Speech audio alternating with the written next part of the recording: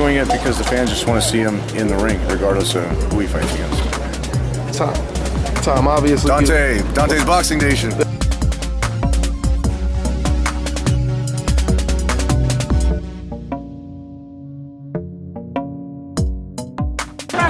Golovkin's a fantastic fighter, a very good fighter, talented fighter. But he has to come up in weight. He's only small. He's only 5'9", and I think when he moves up in weight, that's when he'll be competitive and he get tested. So, say, man, we'll see. You think he's enjoying that power advantage since you say he's at a smaller weight class, and you think it'll be more of an even power balance? You just said it. Like, once he moves up, well, wait.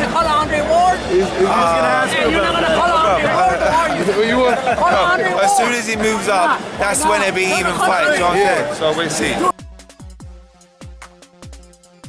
Dante's Boxing Nation, what's going on, guys? So a couple days ago, Tom Loeffler, he basically said that if Eddie Hearn, Kell Brook's promoter, who is also James Degale's promoter, if Eddie Hearn would have offered them James Degale, they would have took the James Degale fight instead of the Kell Brook fight. This is what Tom Loeffler said, which is Golovkin's promoter, of course.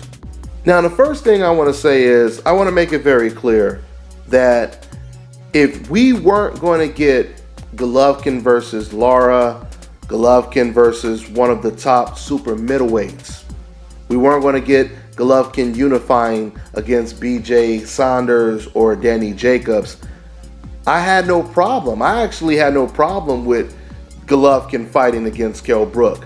I thought it would most likely be at a catchweight because that's what Kell Brook wanted. He wanted it at 157. But once again, I felt that if Golovkin wasn't going to fight any of the bigger names like Lara, fighters at the super middleweight division, unified the titles, I would rather see Golovkin fight Kell Brook than Golovkin fight another Lemieux, Adama, Rubio, or Wade. Okay? Another good fight, another fight that I wanted to see was Golovkin versus Toriano Johnson.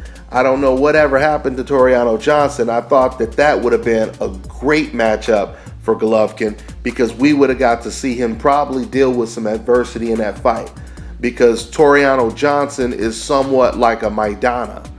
He's just all over you like a cheap suit. He's durable. He has power. You know, he has a Cuban pedigree because he trained in Cuba for quite some time. So that would have been another good fight. But getting back to my original point. So if Tom Loeffler says that if Eddie Hearn would have offered them a James Degale fight, they would have took that fight instead of taking the Kell Brook fight. Let's just say that was true. Even if that is the case, why doesn't Team Golovkin, why don't they make an arrangement deal with James Degale right now, just like Kovalev and Andre Ward did, right? For example, Andre Ward, even though he's fighting Alexander Brand next, he's already made an arrangement and already signed a contract to fight Kovalev, assuming he gets past Alexander Brand. So why not at least do that when it comes to Golovkin? Sign a contract to fight James Degale. You fight Degale next, assuming you get past Kell Brook. Because right now, if Golovkin can't get Danny Jacobs, Billy Joe Saunders in the ring next, he's now fighting Kell Brook. He's not going to fight Erislandy Lara. There's no fight bigger than Golovkin versus James Degale. Once again, James Degale is the best fighter at 168 since Andre Ward moved up. He's a gold medalist. And that would be a hell of a test for Golovkin. And I'll tell you right now, I would probably lean towards Golovkin to beat James Degale. But even though I'm slightly leaning towards Golovkin, I would still give Golovkin all the props in the world. And I would have no more doubts about Golovkin if he were to move up in weight and beat the best super middleweight champion in the division. Hell, even if Golovkin moved up and fought against the undefeated super middleweight champion Gilberto Ramirez. Even if he were to fight him and beat him, that would solidify Gennady Golovkin as top 5, one of the best fighters in the world. See, right now, and this is why I'm giving Roman Gonzalez more credit than I would give Golovkin, because you got to give Roman credit because he actually is moving up in weight. Regardless if Roman is growing out of the weight that he's in right now, you still have to give him credit for moving up in weight. Why? Because he's going to face bigger, stronger opponents.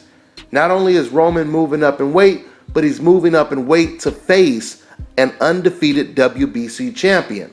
So right now, I would have to give Roman more props than I would give Gennady Golovkin, because we know Gennady Golovkin, he's doing the opposite. He's facing a much smaller opponent, and it's not even at a catch weight. So when Gennady Golovkin, when he does what Roman Gonzalez just did, then I will give him all the props in the world. So my thing is, one more time, I'll say it again. If Golovkin cannot unify the titles in his next fight after the Kell Brook fight, and Tom Loeffler is already admitting they were willing to fight James Degale next, if Team Golovkin was willing to fight James Degale in September, then they should have no problem fighting James Degale after this Kell Brook fight. And you know, when I first heard about this news that Golovkin was facing Kell Brook, I'm not gonna lie, I still, even though I was shocked, I still thought this is an intriguing fight. But when I seen Kell Brook stand next to Gennady Golovkin, and they both put their fist in the camera, I was shocked to see how much smaller Kell Brook looked compared to Golovkin. I was hoping that Kell Brook would look damn near bigger than Golovkin, or the same size, but he looked a lot smaller than Golovkin when they faced off. So, you know, whatever that means, the bottom line is, hopefully we get to see Golovkin against either Danny Jacobs, I know Billy Joe Saunders, he ain't gonna take the fight, or one of the super middleweight champions after this Kell Brook fight. That's all I got for now, guys. I'm on to the next one.